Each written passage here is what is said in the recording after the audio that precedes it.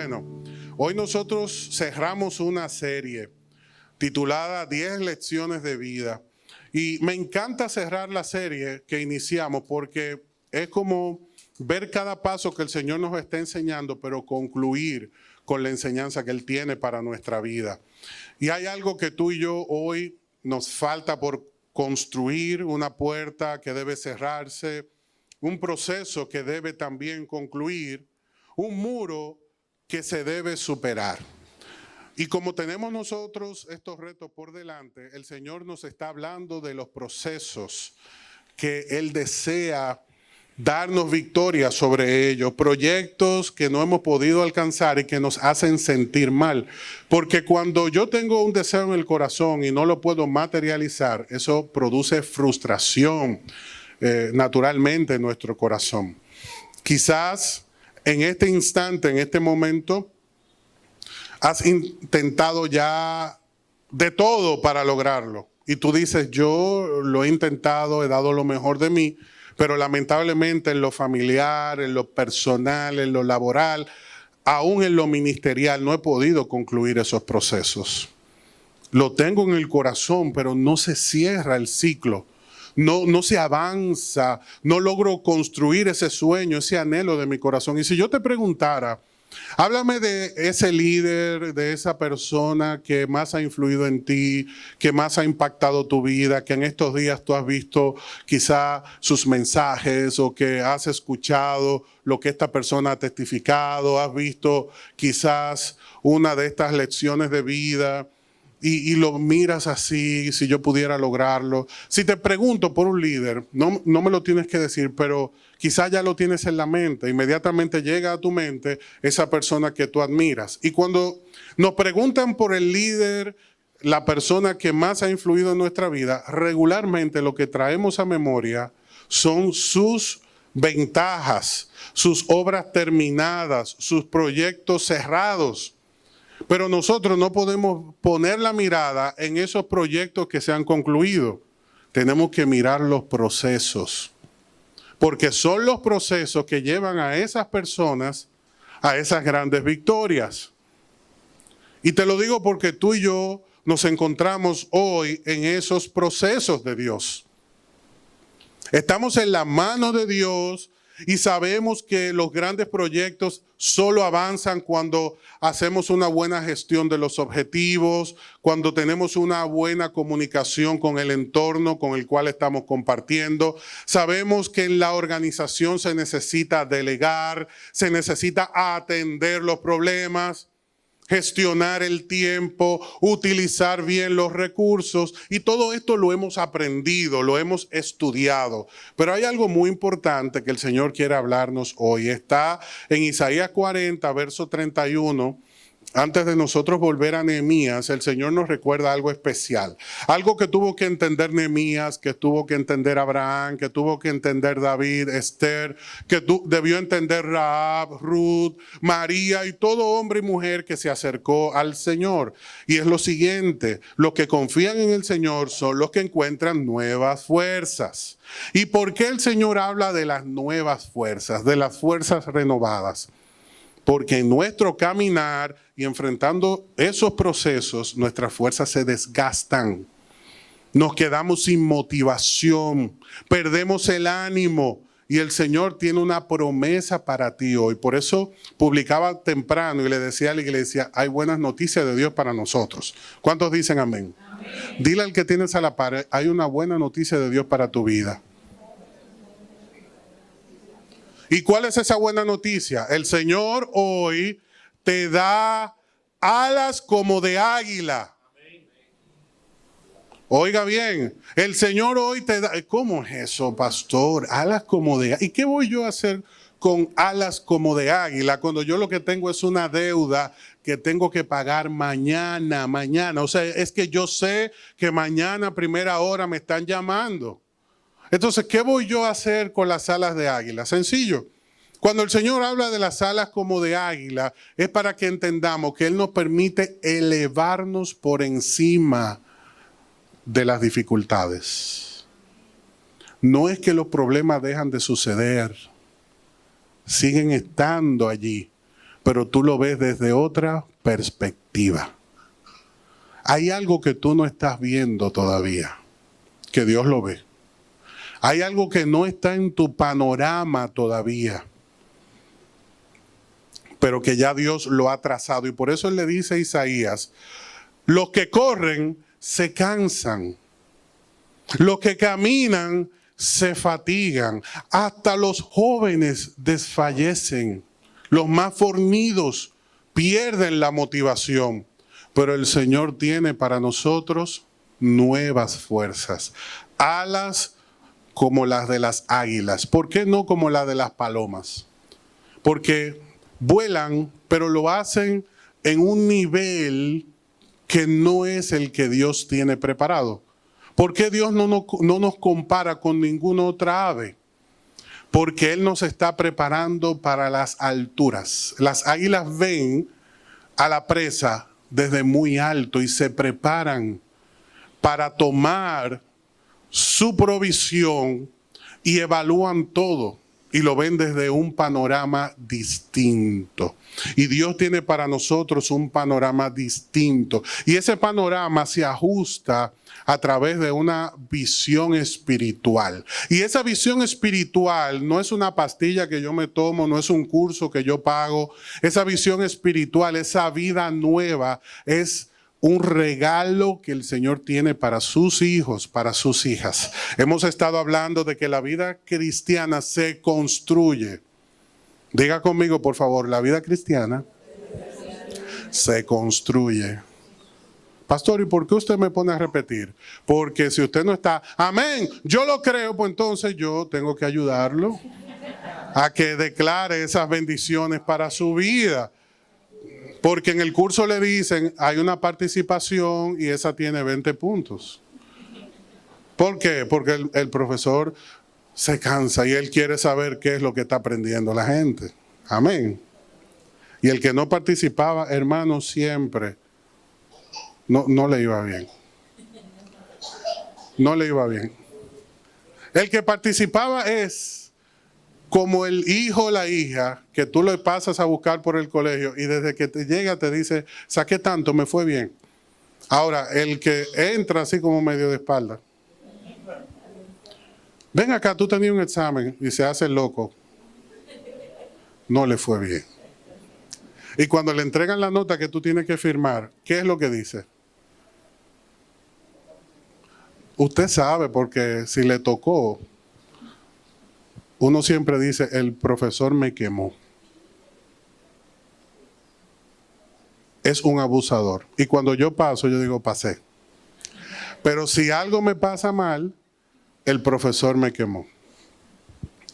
Hago este comentario y no es un chiste. Esto es un hábito aprendido. Porque Dios le dice a Adán, Adán, ¿qué hiciste? La mujer que me diste. Ni explicaciones dio. Oiga, directo, ese hombre muy inteligente. La justificación. Y entonces Dios dice, Eva, ¿qué fue lo que pasó? ¿Y qué hizo Eva? La serpiente. Y Dios le dice a la serpiente, ¿y tú qué tienes que...? Y cuando hizo así dijo, no hay más nadie. Pero Dios le dio la consecuencia a cada uno. Nosotros hoy estamos cargando con las consecuencias de una carga que Dios no diseñó para nosotros. Porque dice Génesis capítulo 1, verso 31, que cuando Dios vio la creación, dijo que todo era bueno y el cáncer no es bueno. Las discusiones no son buenas. La escasez no es buena. Eso no es el diseño de Dios. Eso se llama consecuencia. Entonces, ese malestar que tú tienes en el corazón se llama consecuencia. No hay otra forma. Lo demás es el adorno llamado justificación que yo presento para poder armonizar en mi corazón el dolor que estoy manejando, que estoy sintiendo. Pero el Señor te dice en este día, mira, yo tengo nueva fuerza para ti. Para que tú te levantes y tú puedas ver la perspectiva del cielo. Por eso nos da alas como las del águila. para que podamos ver las cosas como Dios las ve.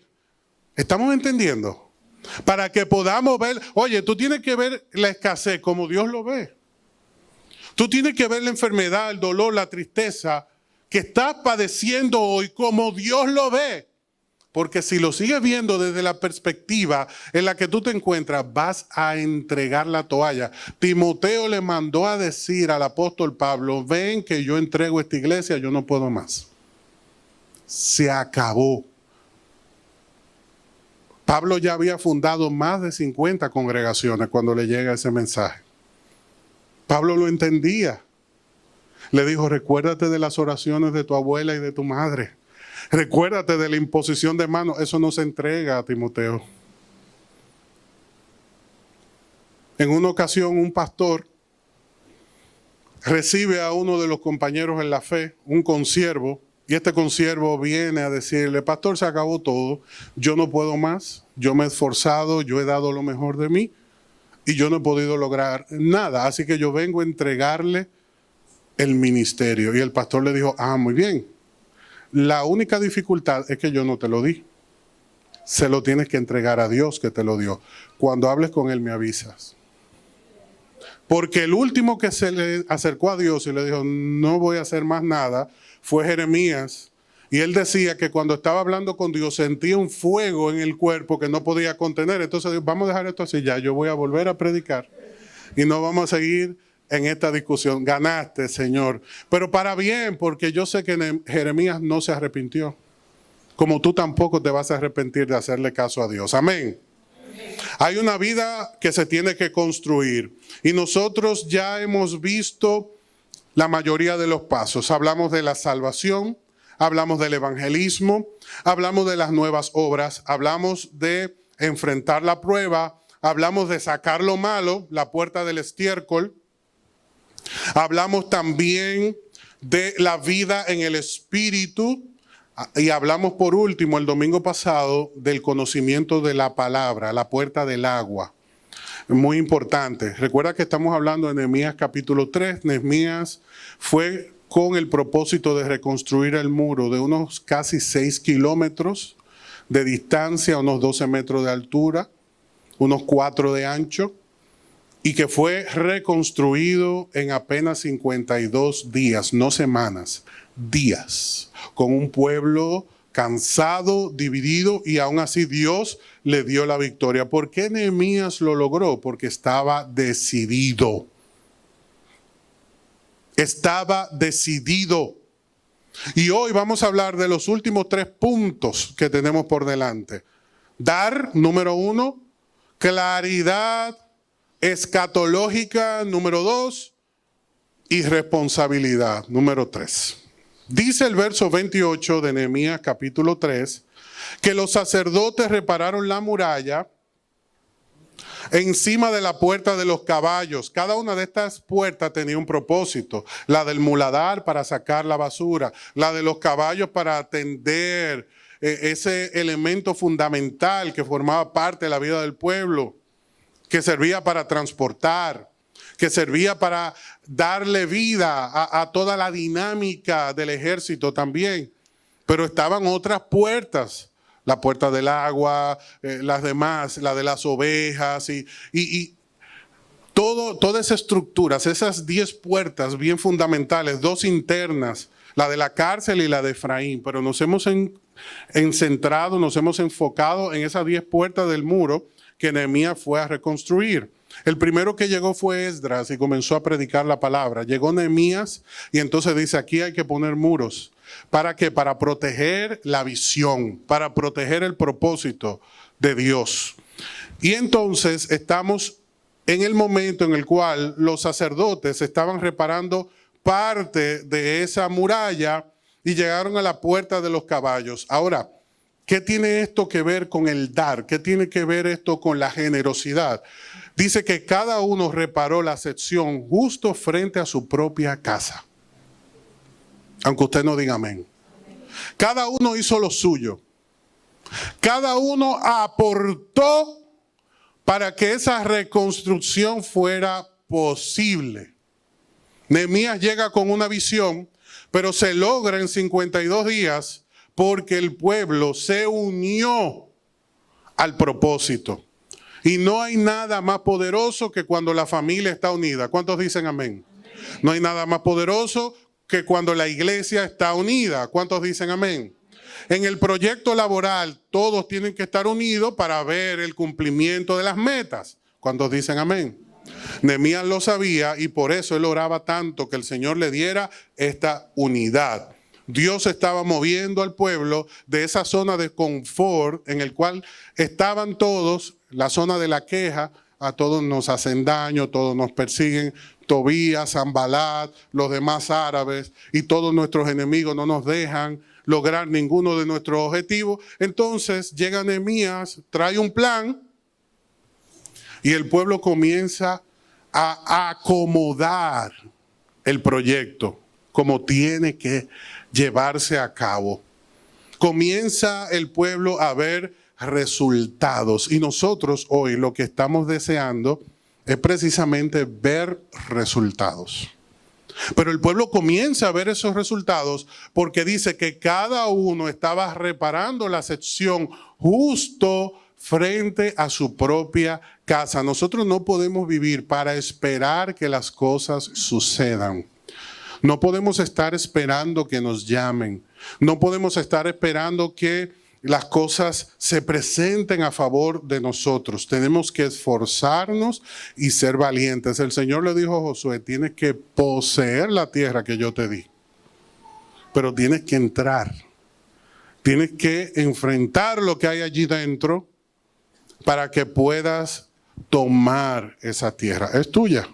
Yo te la di. Pero tienes que alcanzar ese propósito. ¿Por qué Dios pone al pueblo de Israel a luchar por lo que ya Él le había dado? Si usted cree que voy a rebuscar en las profundidades teológicas, no se asuste. Es así de sencillo. Todo lo que usted le da a la gente, por lo cual ellos no se esfuerzan, no lo valoran.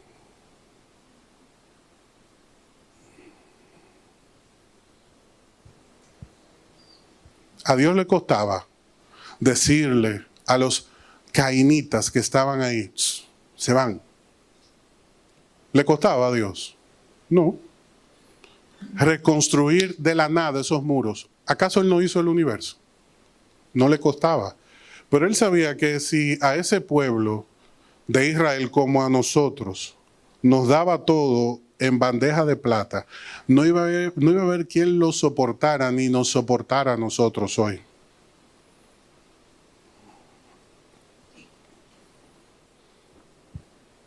Hermano, pero la salvación es por gracia.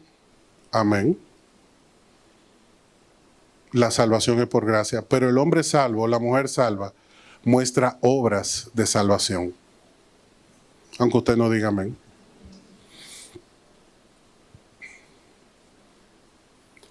Acompáñame por favor al libro de Ageo, sin perder Nehemías. Ageo capítulo 1, verso 9. Todavía hay algunas caras confusas. Entonces, esto de dar, debemos entenderlo bien, porque es que tenemos que salir de aquí preparados para recibir los resultados. ¿Cuántos dicen amén? Pero los resultados no caen del cielo. Se cosechan. Dios le da semilla, ¿a quién? Al que siembra. ¿A quién le da la semilla? Y al que no siembra. Amén. Dice Ageo capítulo 1, versículo 9. Esperaban cosechas abundantes. ¿Cuánto esperamos cosecha abundante? Ninguno sembró de que no, Señor, tú me das un chin. No. Todos esperamos, y ese ímpetu lo sembró Dios en el corazón, porque Él le dijo a multiplícate y fructifica. Eso es natural en nosotros. Se nos da natural. Pero dice Ageo, capítulo 1, verso 9, la gente de este pueblo esperaba cosecha abundante, pero fueron como pobres. Nadie quiere leer eso, pero está en la Biblia. Fueron pobres y cuando trajeron la cosecha a su casa, yo la hice desaparecer con un soplo. ¿Cuántos son los que aquí dicen, cobré y no lo vi? No digan amén. Hay personas que cobran el 15 y se deprimen. Porque es que ya el banco está que no deja que caiga. A la velocidad de la luz. Uno dice, pero no me pagaron. El banco te dice, sí, es que ya lo cobraron. Es un mal chiste, pero es una realidad. Pero Dios nos está diciendo, mira, ni fue el banco, ni fue el colegio. Yo hice desaparecer como un soplo esa cosecha. ¿Por qué? Porque mi casa está en ruinas, dice el Señor. Mientras ustedes se ocupan de construir sus elegantes casas. Es por causa de ustedes que los cielos retienen el rocío. Por eso yo le digo a la iglesia, cuando ven que no está lloviendo, oren. No, hermano, es que es el fenómeno del niño. ¿Qué niño? Ni niña, ni prima, ni hermana, ni nada de eso. ¿Cuándo ha llovido por causa de un fenómeno atmosférico? Todo lo que sucede en la tierra, hermanos, es gobernado por un Dios soberano.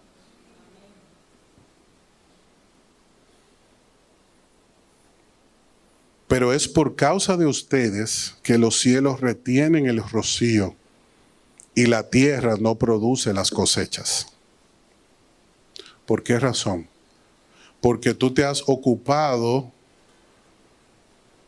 de querer tener todo organizado, pero te has olvidado de lo mío.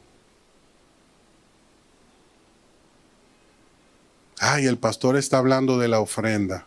No, hermanos.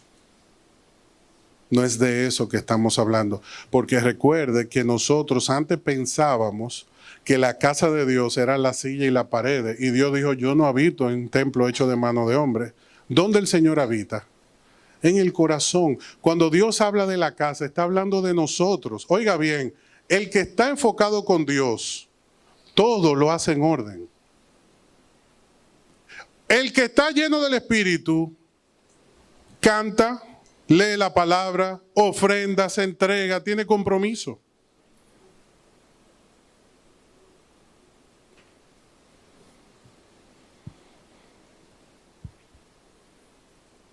Pero cuando nuestro corazón está ensimismado y se deja enredar por las trampas de este mundo, nos volvemos avaros. Y todos los días hacemos un ajuste diferente y cambiamos y hacemos. Y el Señor dice, ¿y mi casa? Nuestro corazón, nuestra comunión con Él. Todo lo que se construye aquí cuando nos reunimos es una atmósfera, entiéndalo. Mañana Dios puede movernos de este lugar y llevarnos a otro. Pero cuando Dios habla de su casa, está hablando de la atmósfera que está aquí, que durante el tiempo de alabanza todos la sentimos.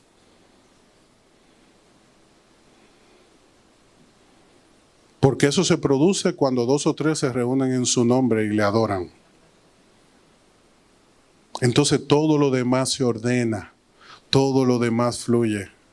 El rey le dijo a Nehemías, ¿qué tú necesitas? Nehemías no tuvo que rogarle durante meses.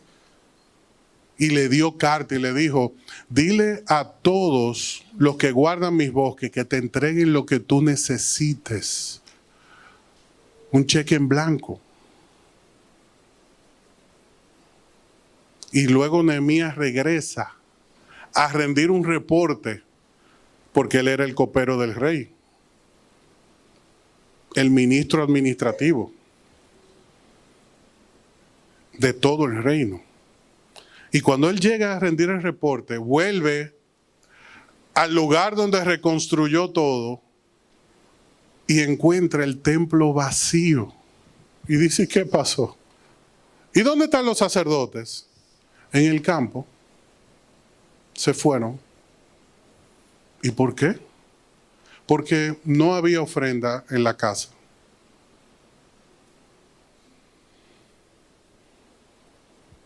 Me pueden llamar al pueblo, dijo Nehemías. Me pueden llamar a los sacerdotes. Y dice que rasgó su vestidura, pero ¿cómo es posible? Yo vine desde un lugar tan lejano, donde uno que no adora a nuestro Dios, lo dio todo. Y ustedes no pueden dar la ofrenda para que se sostenga la hora. Lo que Dios le está pidiendo. Pero es que ya cuando una persona deja de dar esa ofrenda es porque en su corazón ha ido desmembrándose todo lo que Dios había marcado y enseñado. Es una consecuencia. Y el Señor dice en este día, yo soplé tu cosecha, yo cerré el cielo. Y dice Deuteronomio, puse techo de bronce, porque me ignoraron. Ahora, este mensaje, el que tiene cielo abierto y cosecha bendecida y el devorador está lejos, lo ve diferente. Porque tú sabes lo que dice. Amén. Señor, reprenda al diablo. Yo no juego con lo que es de Dios en mi vida. Pero cuando yo estoy siendo parte de ese malestar, entonces uno dice, pero no hay otro tema para predicar. Teníamos invitados hoy, pastor, y usted está hablando de eso. Lo que pasa es que la escasez que hoy estamos viviendo ha sido provocada por nuestras malas decisiones. Y recuerda que la pobreza es un estado del alma, la escasez es otra cosa. Aquí no hay gente pobre. En el reino de Dios no hay gente pobre, porque la pobreza es un estado del alma. Es un pensamiento mediocre, atado a la corriente de este mundo. Ahora, la escasez es otra cosa, es no tener los recursos que necesitamos para lograr nuestros objetivos.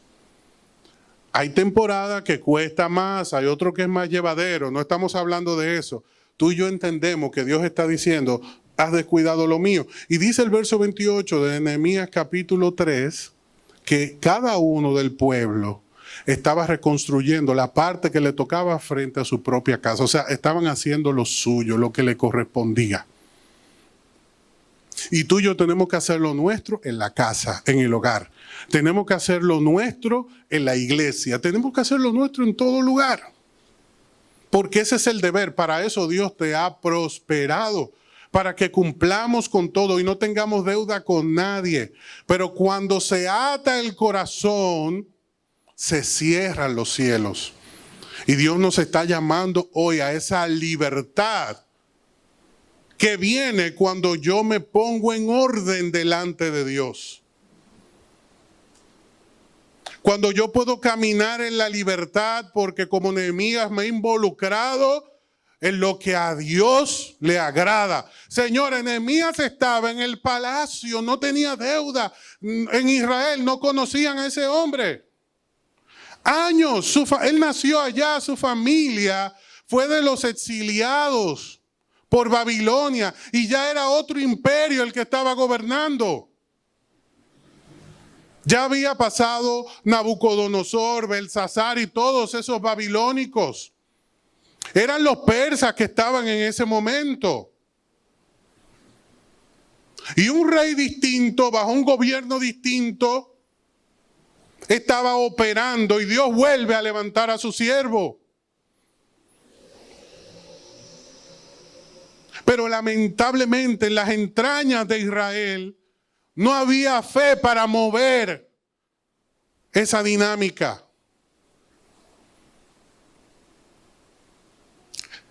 tuvo que venir Nehemías y aplicar la visión. Así se tienen que hacer las cosas. Y apenas unos meses regresa a la corte del rey y cuando vuelve el templo cerrado. ¿Y cómo es posible? Pero ¿cómo estaban las casas? Adornadas, llenas, preparadas. ¿Y cómo estaba el templo? Cerrado. Tenemos que aprender a desprendernos en todo, en todo. Cumplir con nuestras responsabilidades de manera abierta, desinteresada. Porque esto es lo que trae bendición a nuestra vida. La escasez no es casual, es provocada, es consecuencia. Tenemos que terminar. Dice el verso 29, que Sadoc, hijo de Imer, reconstruyó la muralla frente a su propia casa. Y más allá de él estaba Semaías, hijo de Secanías. Los que están buscando nombre para sus hijos, pues tienen recursos. Y bíblicos. Y llegaron a la puerta del oriente. Dice Ezequiel 43 que siempre que hablamos del oriente y lo hablamos espiritualmente, estamos hablando de la venida de Cristo. Porque cuando el sol se pone es señal de una nueva oportunidad que Dios nos da. Y dice el profeta, después el hombre me llevó de regreso a la puerta oriental, de pronto la gloria de Dios se apareció desde el oriente. Y desde el oriente es donde se pone el sol. Y es desde el oriente que el mundo va a visualizar esa segunda venida de Cristo. Esa manifestación gloriosa para sellar los propósitos del reino aquí en la tierra. Y para esa venida debemos estar preparados. Cuando hablamos de la puerta oriental, nos está hablando de una conciencia clara de los propósitos eternos que el Señor tiene para nuestra vida. Yo te voy a explicar esto rápido y sencillo. Y deseo que el Señor te permita entender lo que voy a decirte en este momento. Si Jesús se presentara en este mismo instante, yo estaría listo para mi encuentro con Él. En este mismo instante.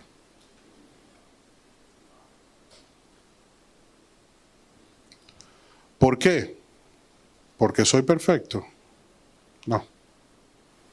¿Porque lo sé todo? Tampoco. Sencillamente porque yo amo su venida. Yo anhelo su venida. Y aquel que anhela su venida, dice el apóstol Pablo, que tiene reservada la corona para aquellos que aman su venida, de 5 coronas que habla la palabra del Señor. Galardones especiales para el pueblo. Hay uno que es la corona de gloria que el Señor tiene para aquellos que aman su venida. Y si Cristo se presentara en este mismo momento, yo estaría listo para Él. Y tú y yo debemos tener esa misma convicción todos los días. Acostarnos con esa seguridad y despertarnos con esa convicción. No, hermano, yo no sé, porque lo que yo hice, es que hermano, seguimos pensando que se trata de lo que hacemos. El reino de Dios no lo sostiene una decisión que yo pueda tomar. ¿Lo salvo o no lo salvo? No, la Biblia dice que el nombre suyo está ¿dónde? Inscrito.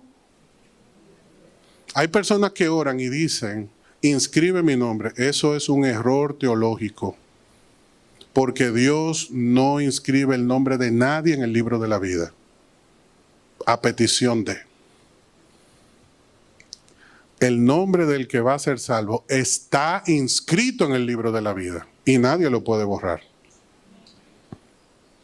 porque usted fue llamado porque es salvo. Usted y yo somos llamados porque dice Efesios que desde antes de la fundación del mundo, Dios lo llamó para salvación. Y Jesús decía, mis ovejas oyen mi voz y me siguen. Por eso él le dijo a Mateo, ven y sígueme. Y Mateo le dijo, no, espérate, explícame. ¿Para dónde que yo voy? No, lo dejó todo y le siguió. Pedro, Andrés, vengan y sígueme. Y lo dejaron todo.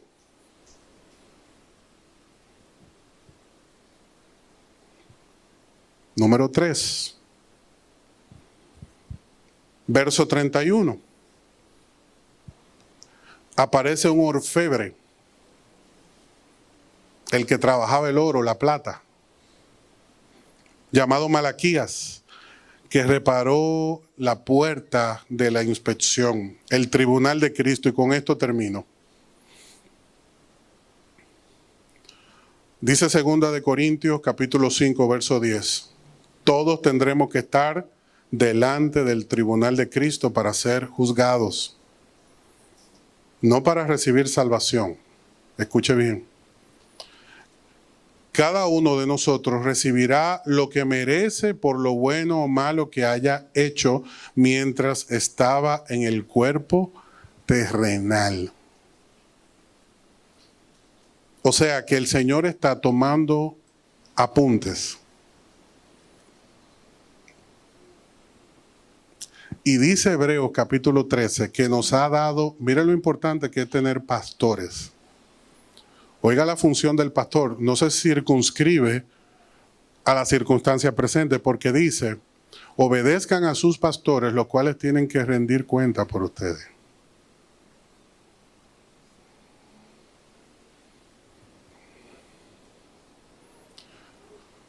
Y este joven y el Señor, libro de la vida, tribunal de Cristo y los pastores, Señor, no me ponga a hablar.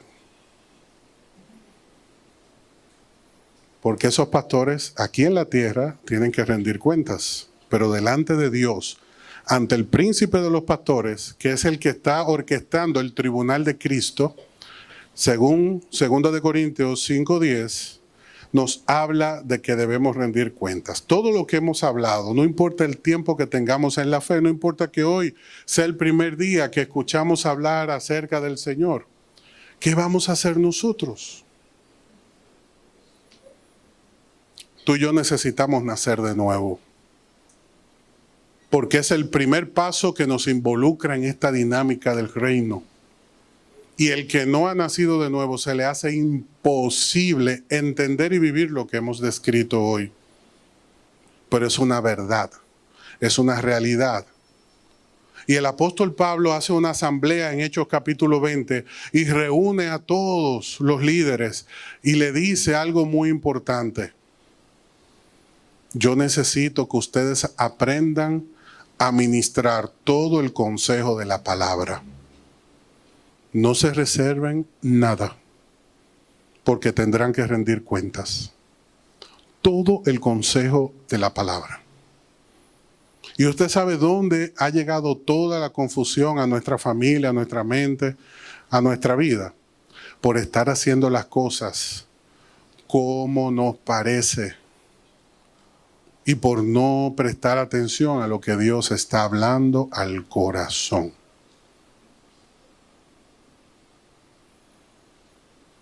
En estos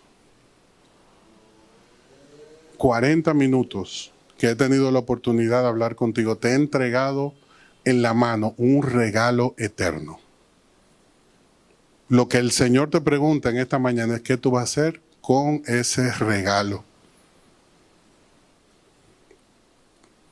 Hay personas que reciben la llamada y le dicen, su préstamo está aprobado. Pone el teléfono en silencio. Muy bien, ¿a qué hora debo pasar mañana? Pero ya usted sabe. porque era lo que estábamos esperando. Pero si usted no sabe lo que tiene que hacer con ese dinero, va a estar peor que antes. Lo único que ahora con una deuda mayor. Porque lo más fácil es decir, esos 5 años pasan de una vez.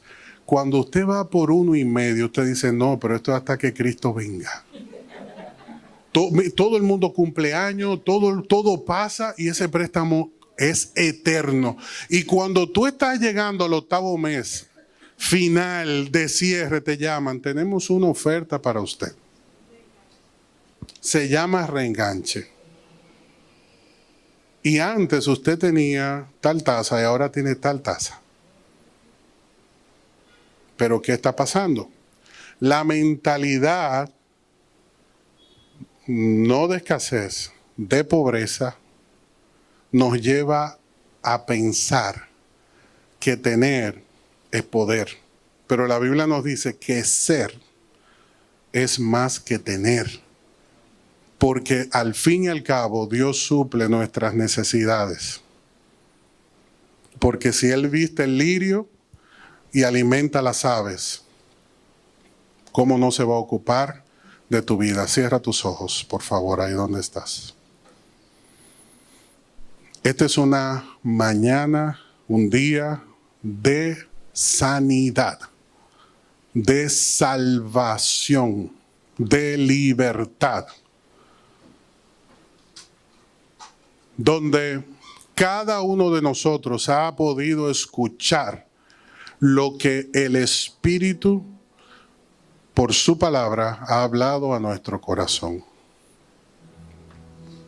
Y el Señor te recuerda que no se trata del que corre ni del que quiere, sino de quien Él tiene misericordia.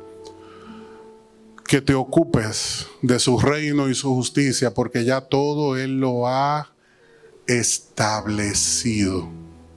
Dios nos da la fuerza para que podamos esperar hasta el cumplimiento, pero Dios no adelanta los procesos. Si no, pregúntele a Moisés si no tuvo que estar 40 años en Egipto, 40 años con su suegro y 40 años en el desierto. Y Dios no adelantó un solo segundo de su proceso. Fue una etapa los primeros 40, una etapa los segundos 40 y la final otra etapa.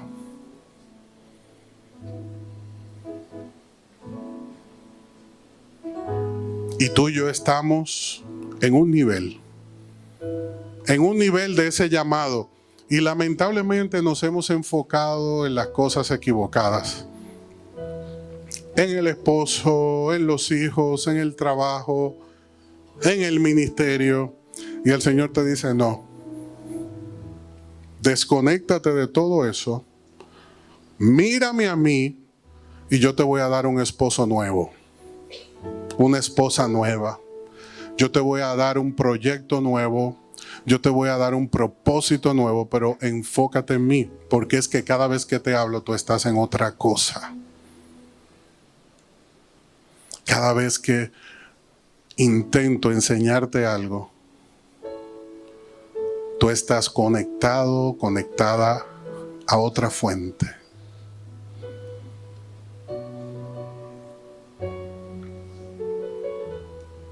Hace un momento te pregunté, ¿cuál es esa persona que más admiras?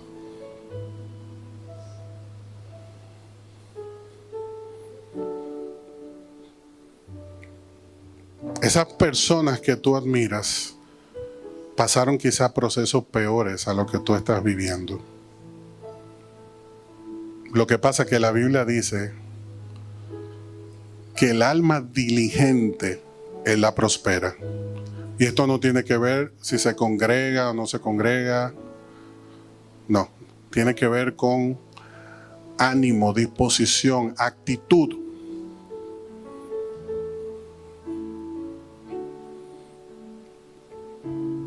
Y este regalo que Dios hoy pone en tus manos tiene que recibirse. Por eso yo te invito a que ahí donde estás, con tus ojos cerrados, este es un momento entre tú y Dios. Tú extiendas tu mano derecha delante de Dios, como aquel que va a recibir algo. Porque este regalo se tiene que recibir. Y yo te invito a que le digas con todo tu corazón: Señor, hoy yo recibo tu bendición en mi vida.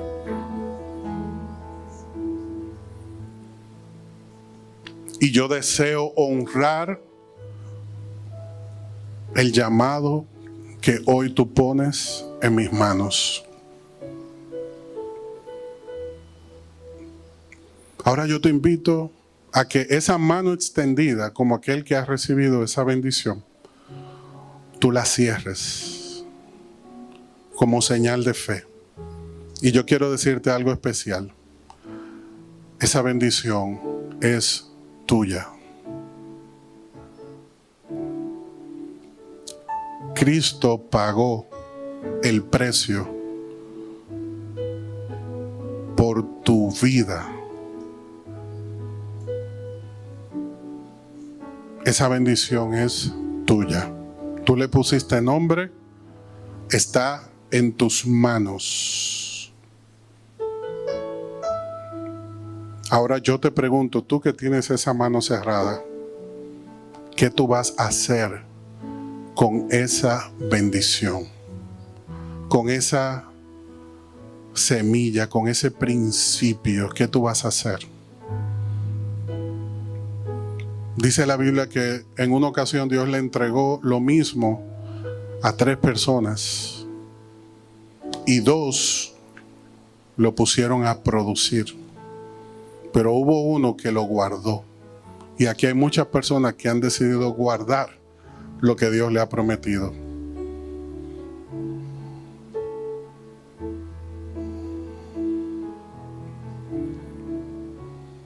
Dios quiere que eso que tú has recibido lo creas. Y yo te invito a que ahí donde estás tú digas: Señor, yo creo que tú lo haces y me das nuevas fuerzas para lograrlo. En el nombre de Jesús. No importa el tamaño, no importa lo inalcanzable que resulte para ti. Lo que el Señor ha puesto en tu mano hoy es un reto. Y si tú lo crees, es posible. Y tú y yo lo creemos. Tú y yo lo creemos. Padre, en el nombre de Jesús, yo bendigo la vida de cada hombre y mujer que con fe y delante de ti ha extendido su mano, ha recibido y se ha comprometido contigo de todo corazón. Ayúdanos, Señor, para que podamos entender cómo desde la eternidad hasta la eternidad tú nos has bendecido. Sella en nuestro corazón este día para que nunca olvidemos que nuestra vida tiene un propósito en ti. Y yo te invito, iglesia, a que donde estás te pongas de pie y le digas al Señor con todo tu corazón: ven, Señor.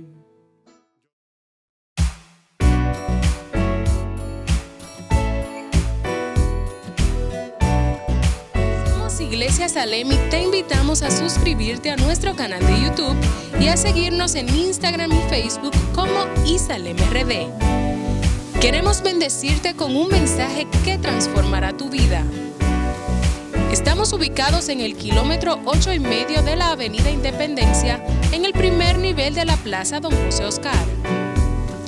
Adoremos juntos al Dador de Vida y crezcamos integralmente en esta gran familia.